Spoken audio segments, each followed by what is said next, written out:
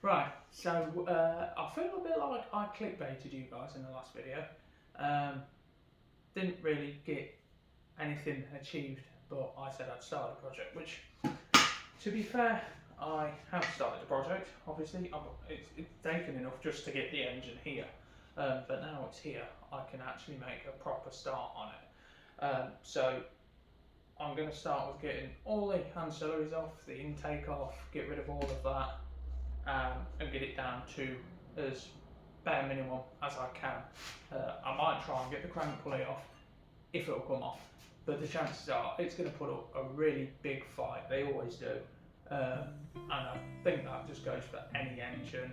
So I'm going to make a start on that, and I'll pick this up after.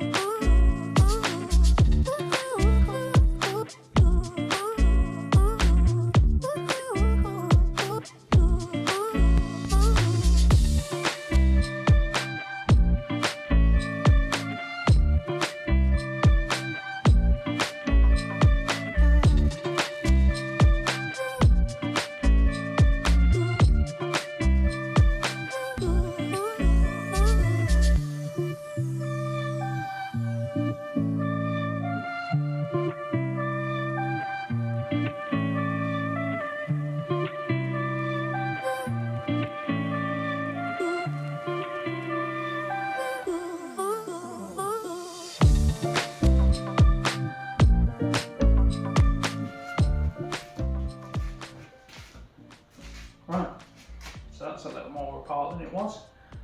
Still got the crank pulley to do, but most of it is apart now, obviously, as you can see. So you can see the cams clearly, timing chain. The fun bit with these timing chains is if you're like planning to just reuse it and take the head off, there's an annoying little dowel in here, and that makes it really good fun.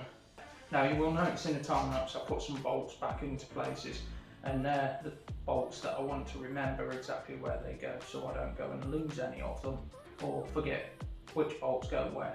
Because with engines, if you put the wrong length bolts in the wrong hole, you can crack the block and ultimately render your engine scrap. So you have to be really careful about remembering what bolts went where, and also the torque ratings of said bolts.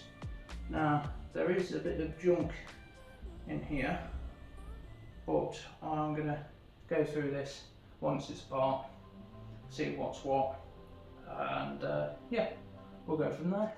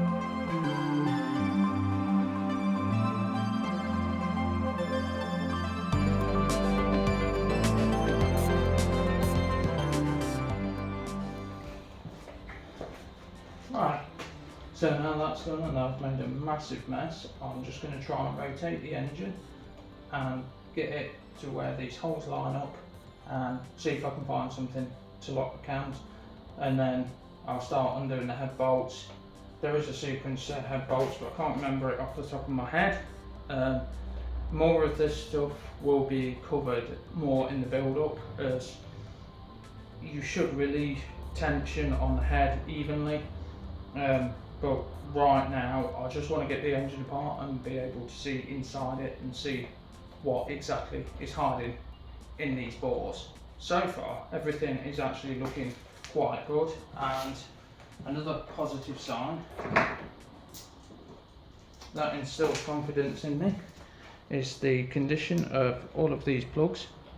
They're all evenly worn, evenly coloured, and actually seemingly show no signs of burning oil. In fact, they showed that they were burning exactly as they should be for one of these engines. So I'm extremely impressed by that. Take me back to a place where I felt at home. Take me back to a day when we weren't alone. Take me back to an age when the world felt small. Way back before we blew it all. Take me back to a place where I felt at home. Take me back to a day when we weren't alone. Take me back to an age when the world felt small. Way back before we blew it all. Too many things going on, I can't keep track of them all. From people dropping a bomb to people putting up walls. I feel like life is on hold, perception stuck in a vault. I know that time can heal all, but how much time till we fall? It's awfully chilly outside when there's no shelter to hide. When everything is a lie, you'll find that out in some time. But when the things on your mind are all considered a crime, communication aside, we'll all just fight till we die. Is this an argument or just the start of it? Either way, I don't wanna be a part of it. Can I just get some space? I don't have the heart for this. I can't be picking up the pieces, fixing scars from this. Is this an argument or just the start of it? I wanna drive away so I can be so far from it. I wanna find a place where no one breaks their promises, or maybe drown myself in something that is bottomless. Take me back to a place where I felt at home. Take me back to a day when we weren't alone. Take me back to an age when the world felt small. Way back before we blew it all. Take me back to a place where I felt at home. Take me back to a day when we weren't alone. Take me back to an age when the world felt small. Way back before we blew it all. I know that things seem bad, but they could be much worse. There's always someone else who has a greater curse, a greater thirst, a hunger, pain, and mercy. Just find whatever you got and try to be thankful first. I wanna feel again, I need a couple friends. I never really understood just how the story ends, but I can feel his tense. So what we have here is it says 30 degrees after top dead center, and that means that this chain is out of spec and requires replacing. Now, I've got the cams locked with a couple of Allen keys. They're only loosely locked. Realistically, I don't need to lock them, like I say, but I'm just showing the process. I've taken the plugs out, rotated the crank by hand, and it's as simple as that. Realistically, in the car you'd do it with a ratchet and turn it over that way. Obviously, just be careful of ancillaries and that whilst you're doing that.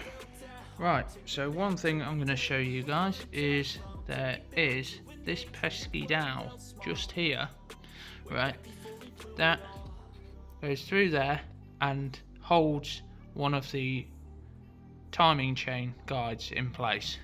So what you have to do with this is get some threads in there, so you can either tap it out yourself, or I'm going to try feeding a bolt into there, a 6mm bolt, to thread it myself. And you should use a slide hammer. I haven't got one, so I'm going to try something to pry against the bolt with, just to encourage this to slide out. It is literally just a dowel that pushes through, so once you can pull it out, it's easy enough. It's just getting some threads in there to be able to pull it out. But I thought that's one thing worth pointing out, because you need to be able to get these two Torx bits out, and there's one tucked behind that timing chain guide.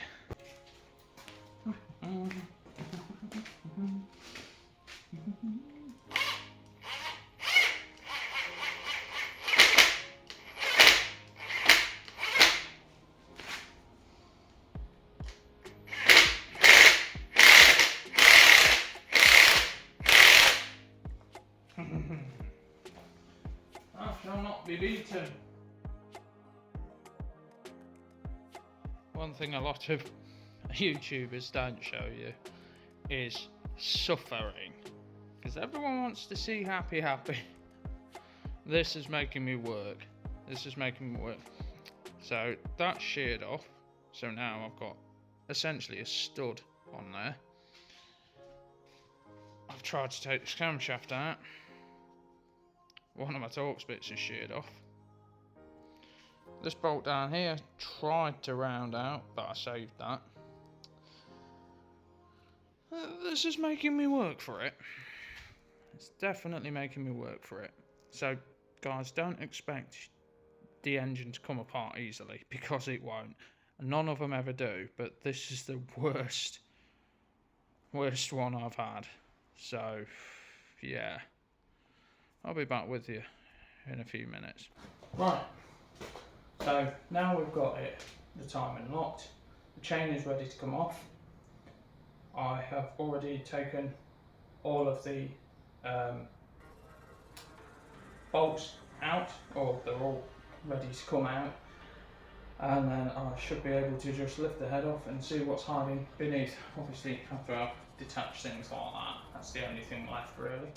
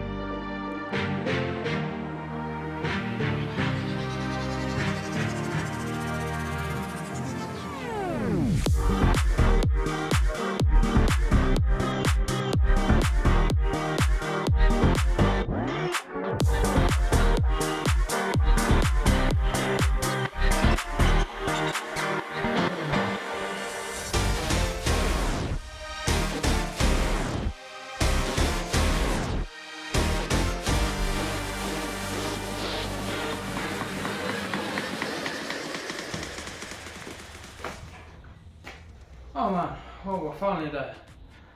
I've pretty much put all of my experience in place to try and get everything out of this that was stuck or sheared or just not doing what you should be doing. But we're finally there. So we're at the point of taking the head off. Let's see what hides beneath.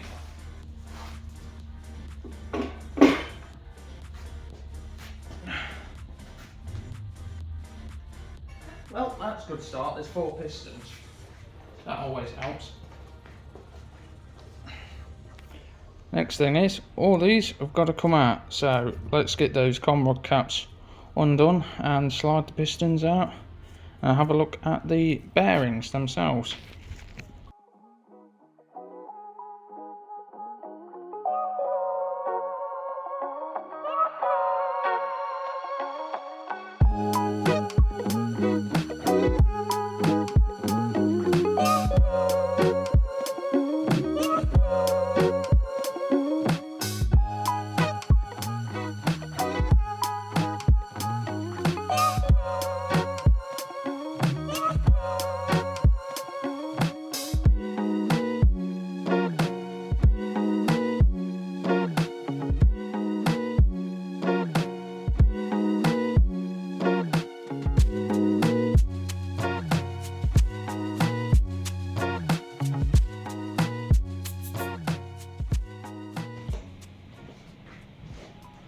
Right, so engine's all apart now. That was a bit of a traumatic experience to say the least, but utilising a few years of working with engines and that sort of helps you figure out what you need to do after you've calmed down and let the red mist subside. Like anyone, I still get annoyed when a bolt won't come out or something shears off. You're only human, you're gonna get wound up at things and get stressed out. But eventually, calm down, and here we are, it's in pieces. So we're about ready now to start showing the differences between certain things. I'm not going to go too in depth in this video because it's already long enough as it is, but I will show one of the new rods compared to the original and what the differences are there and why it may benefit, but it also will have a little downfall to it, but it won't be too drastic and the engine should still be okay. So I'll bring you over here and you can have a look. Right, so as you can see, these are the standard pistons and rods. There is a fair bit of carbon build-up on these, which is pretty common. Every engine builds up carbon over time, and this is a high mileage engine. Looking at the bores, they're fairly well polished, so it's done a lot of miles and probably never had a rebuild, especially looking at the fact that it's got a standard Victor Reinz head gasket. So the first thing you'll notice with these rods is this ridge down the centre, and that is because the factory rods are rifle drilled, and the rifle drilling basically feeds oil up to the gudgeon pin and lubricates it. It's more effective than just using oil squirters, so that helps the longevity of the engine essentially. It increases the lifespan of the gudgeon pin and reduces the likelihood of having play in the top end of the rod. So that's again Mercedes thinking of the future and making these engines last. That was the whole concept behind them, making a reliable, mild performance engine that would just keep going. And to be fair, it doesn't matter whether they're a compressor engine or an NA engine, they're all built equally as tough. It's just the compression ratios and stroke bore size that changes, but they're all very tough engines. So compared to this is one of the rods that I'll be fitting, and basically you will notice that this rod is not rifle drilled. Now this means that this relies more on the oil squirters, and they basically spray up oil at the skirt of the piston to keep the piston cool, and then the oil will drip down in through that hole, and that's what lubricates your gudgeon pin. Yes, there's increased wear by doing it that way. Do I really see it as an issue? No, this should still have the same load bearing capability as it would as if it was rifle drilled. Now the only difference with the rifle drilling is that would inherently add a weakness to this particular rod. However, let's face it, it's a max speeding rod. So we'll see how good these are. I have seen them used in engines personally, and they've held out very well. It depends more on the types of bearings using. I'm going to be using King Racing bearings, so this should be a pretty good setup, to be fair, for a budget, and that's exactly what it is. It's a very, very tight budget build. Yes, you're thinking, oh, why go to all this effort and not use like forged pistons, and that is cost. And that seems a very silly way of looking at it, but I think for the power level that I want, these pistons will be perfectly fine and be able to hold the power that I want them to. I've just got to be very careful with that, because that is the enemy of these particular pistons. They're quite tough, but if you get that, it won't take long to destroy them. Right, let's get on to the engine. Right, so this is the engine. You can see how polished the bores are, and this little wear mark around the top. So you can still see some of the hone marks in the bores, some of the cross hatching. That's a good sign. That shows that it's not worn out too much. It is a lot of wear, but it's not excessive. And the Victor Reinz head gasket, this is the reason most of you will end up replacing your head gasket. They just get old and they fail very easily once they're at that point. Unfortunately, that was a big problem. But I'm looking to replace that anyway. It's having a whole new timing chain kit anyway, because the timing chain was way out of spec. So that's not too much of an issue to me. I think so far this engine is looking pretty good, especially considering it's been stood for years in my possession, and it was stood for God knows how long. Right, so with that said, I'm going to conclude this episode of the build, because it's taken quite a bit to get to this point. When I've got a little bit more time, I'm going to lay everything out and properly explain the differences and try and show the differences between the parts that I'm using. In between now and then, I've got to try and drop the crank out of this, which shouldn't be too much of an issue, but it's a bit of a time-consuming job. I've spread this out over quite a long period of time, and I need to spend some time with the family, to be fair. So we're at this point now. We're getting there. Everything looks pretty good. The bearings look quite good. Now there is lathe-based wear where you'd expect to see wear on the bearing shells themselves, but the engine is looking pretty healthy. I hope you've enjoyed the video, and I hope there wasn't too many time lapses. There was quite a few, but I hope you guys are enjoying the series so far. I really want to get this engine together. It's been something that I've wanted to do for a long time now. And engine building is one of my passions. Anyway, with that said, thanks for watching. Like and subscribe. Don't forget to share, and we'll see you in the next one.